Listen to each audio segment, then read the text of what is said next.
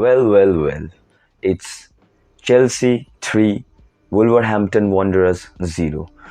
So আজকে Chelsea তাদের 11th match of EPL খেলে নিল অ্যান্ড চেলসি কনভিনসিংলি একটা 20th placed Wolverhampton Wanderers or উলভসকে হারিয়ে একটা খুব ভালো পজিশনে চলে এলো ইপিএলের।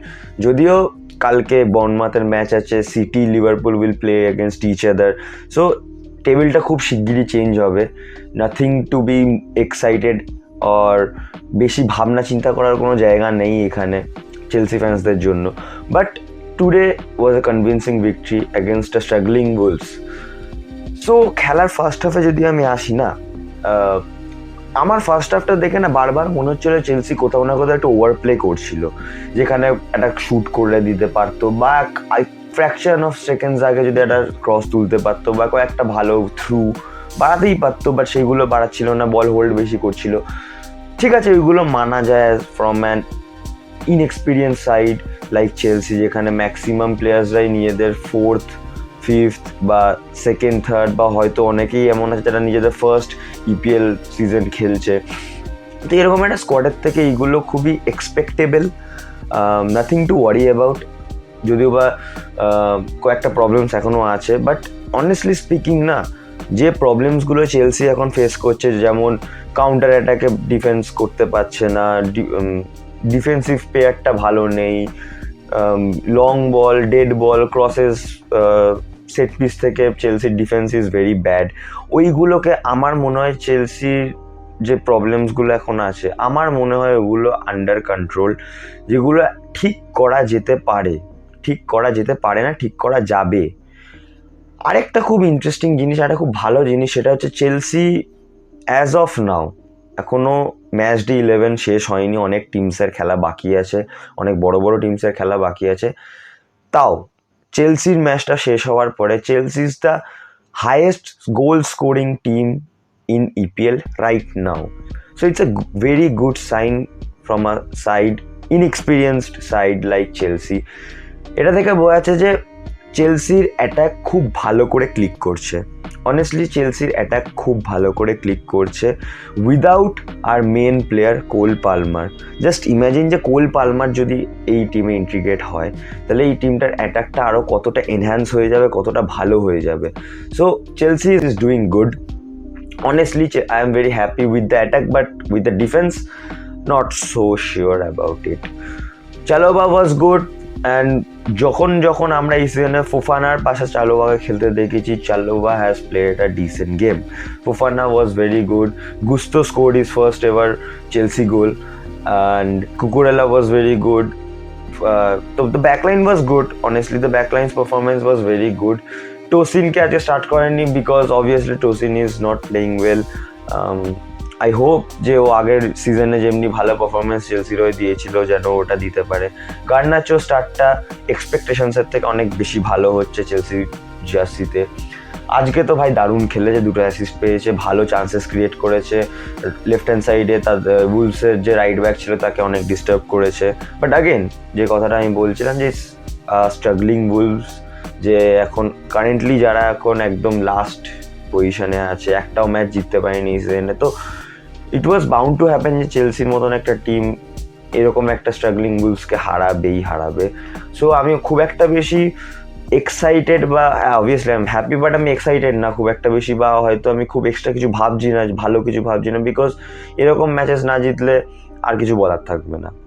সো এবার আসি সেকেন্ড হাফে এনজো মারেস্কা যে 2টো চেঞ্জ করেছিল, মার্ক গিউ অ্যান্ড এস্তেভাওকে নামালো, অ্যান্ড এস্তেভাও নেমে পুরো খেলাটাই চেঞ্জ করে দিল। দ্যাট ব্রাজিলিয়ান প্লেয়ার ভালো করে বুঝতে পারছিলাম, and I am very very hopeful of Estêvão, যে ও চেলসি ক্যারিয়ারে বা ওর যে চেলসি ক্যারিয়ারটা এখন চলছে, ও পরবর্তীকালে গেলে আরও যখন ম্যাচিওর হবে, ইপিএল এর সাথে আরও যখন শ্যুট হবে, তখন যা মানে ও আরও একটা বেটার প্লেয়ার হয়ে উঠবে। যে এক্সপেকটেশনসটা সব চেলসি ফ্যান্সরা এস্তেভাওর জন্য লাগিয়েছিল, এস্তেভাওয়ের কাছে লাগিয়ে রেখেছে, ওটা যেন ফুলফিল করতে পারে। I hope that. সো এটাই ছিল একটা ছোট review of Chelsea versus Wolves. দেখা যাক কি হয়। ন্যাশনাল ব্রেক পড়লো, ইন্টারন্যাশনাল ব্রেক পড়ে গেল। চেলসির ইমিডিয়েট যেই ম্যাচটার পরে যে ইন্টারন্যাশনাল ব্রেকের যে পরের ম্যাচটাই হবে সেটা হচ্ছে চ্যাম্পিয়ন্স লিগে against Barcelona. It's going to be very challenging, it's going to be very good game. এত বছর পরে চেলসি ভার্সেস বার্সেলোনা আবার ইউসিএল এ খেলা হবে, so it will be a good game to watch. এবার আমি যদি ছোটোখাটো একটা গেমের কথা বলি তাহলে অবভিয়াসলি আমাকে কথা বলতেই হয়। আজকের যে মেন গেমটা ছিল বা মেন গেমটা হয়ে উঠেছিল সেটা হচ্ছে আর্সেনাল ভার্সেস সান্ডারল্যান্ড। ভাই সান্ডারল্যান্ড গেভ দেয়ার 110%। একটা জিনিস খুব যেটা আমি লক্ষ্য করলাম সেটা হচ্ছে যে সান্ডারল্যান্ড প্লেয়ার্স বা সান্ডারল্যান্ড পুরো টিমটা অ্যাজ আ হোল ইউনিট না মানে ভয় পেয়ে খেলেনি। আর্সেনালের এগেনস্টে আমরা বেশিরভাগ যে টিমসরা এবছর খেলেছে বারবারই দেখছি যে সেট পিস বা কর্নার্স দিতে ভয় পাচ্ছে, ঠিক করে অ্যাটাক করতে ভয় পাচ্ছে, কাউন্টার উঠতে ভয় পাচ্ছে, কারণ জানে যে যদি একবার কাউন্টার থেকে আবার যদি একটা রিবাউন্ড কাউন্টারে চলে আসে ওদের পুরো আর্সেনাল যদি কোনোভাবে চলে আসে তাহলে 95% চান্সেস আছে যেখানে আর্সেনাল স্কোর করে বেরিয়ে যাবে। তো টিমসরা না আর্সেনালের এগেনস্টে একটুখানি সেফ খেলার চেষ্টা করছে, ওই চ্যালেঞ্জটা ঠিক করে আর্সেনালকে কেউ এখনো দিতে পারছিল না। But today Sunderland gave them that challenge and Sunderland played a brave game. Kudos to them. ওরা একদম ভয় পায়নি, হাজার কর্নার্স পেয়েছে আর্সেনাল। ট্রোসার্ডের একটা জাস্ট অসাধারণ গোল, না হলে ওটা কোনো কিপারই কিছু করতে পারবে না। একদম ইনজুরি টাইমের লাস্ট মিনিট একটা equaliser from Sunderland and the match was 2-2 draw. Sunderland played a brave game. যে ক্লিন শিটের যে স্ট্রিকটা চলছিল আর্সেনালে সেটা আজকে ব্রেক হয়ে গেল। নট অনলি দ্যাট, তাদের উইনিং স্ট্রিকটাও ভেঙে গেল আজকে, ড্র হয়ে অবভিয়াসলি নট খুব একটা বাজেভাবে ওদের উইনিং স্ট্রিকটা ভাঙেনি। বাট ঠিক আছে, আর্সেনাল যে টার্গেটটা নিয়ে এগোচ্ছে সেই টার্গেটটাতে একটা ব্রেক পড়েছে। Nothing to worry about honestly, এরকম ম্যাচেস হিয়ার অ্যান্ড দেয়ার সিজনে একটা দুটো আসতেই থাকে। বাট কালকে সিটি ভার্সেস লিভারপুলের খেলা আছে, আর্সেনাল ফ্যান্সরা হোপ করবে যেন ওটা ড্র হয়, যেই জিতবে সে তাদের গ্যাপটা কমিয়ে নেবে with Arsenal.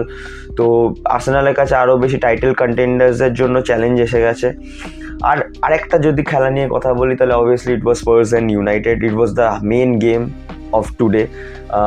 Honestly speaking Spurs first হাফে মনেই হচ্ছিল না যে গোল মারার জন্য খেলেছে। এমবুএমো একটা ক্লিয়ার কাট চান্স পেয়েছিল, স্কোর করে দিয়েছে। Mbeumo is playing a good football in United. Casemiro was good, but first হাফে স্পার্সকে দেখে মনেই হচ্ছিল না যে Spurs were trying to score a goal.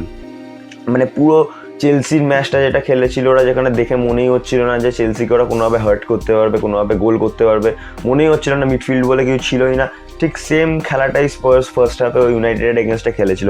It was not a best game to watch as a neutral honestly. কিছুই ছিল না গেমটাতে, একদম ডাইং মোমেন্টসে গিয়ে পরপর দুটো গোল। রিচার্লিসন মনে হয় না রিচার্লিসন নিজের উইনিং গোলটা কোনোদিনও স্পার্সের জন্য মারতে পারবে। এরকম অনেক ইনস্টেন্সই হয়েছে, যেমনি আজকে একটা এক্সাম্পল লাস্ট ইয়ারের যে স্পার্স ভার্সেস লিভারপুলের ম্যাচটা ছিল, যেখানে লিভারপুলের এগেনস্টে একটা 90th মিনিট গোল মারে দেন ওটার ঠিক ইমিডিয়েট পরের মিনিটেই ডিয়েগো জোটা আবার একটা উইনার মেরে দিয়ে ম্যাচটা হারিয়ে দিয়ে চলে যায় স্পার্সকে। তো রিচার্লিসনের যে উইনিং গোলটা স্পার্সের জন্য কবে আসবে সেটাই দেখার বিষয়। And United secured 1 point or escaped with 1 point from the Tottenham Hotspur Stadium. এটাই ছিল আজকের ম্যাচগুলোর একটা ছোট ওভারঅল রিভিউ। দেখা হচ্ছে খুব শিগগিরই একটা নতুন ভিডিওতে। কালকে খুব বড় একটা ম্যাচ আছে। Until the next time, keep the blue flag flying high.